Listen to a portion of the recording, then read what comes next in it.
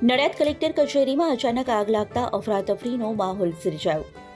Nadiad collector કચેરીના બીજા માળે પ્રાંત અધિકારીની ઓફિસની બાજુમાં આવેલ રૂમમાં અચાનક આગ લાગવા પામી હતી.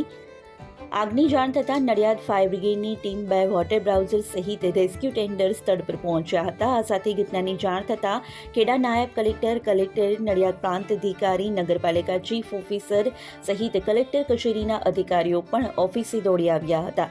આ સાથે જ નડિયાદ એમજીવી સેલની ટીમ પણ સ્થળ પર પહોંચી હતી.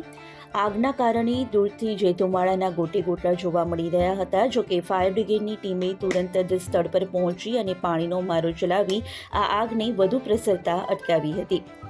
ત્યારે આ આગની ઘટનામાં રૂમમાં રાખવામાં આવેલા કાગળો સહિત અન્ય માલસામાનને નુકસાન પહોંચ્યું હોવાનું હાલ જાણવા મળ્યું છે.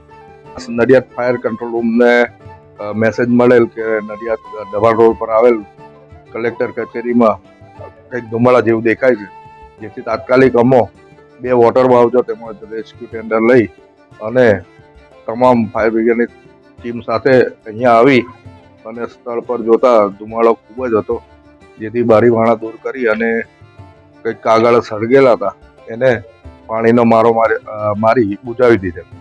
2 વોટર બાઉઝર લઈને આવ્યો હતો અને બારી ધુમાડો ખૂબ જ મોટા પ્રમાણમાં હતો, એટલે ઇમરજન્સી રેસ્ક્યુ વ્હીકલ પણ સાથે લઈને આવ્યો.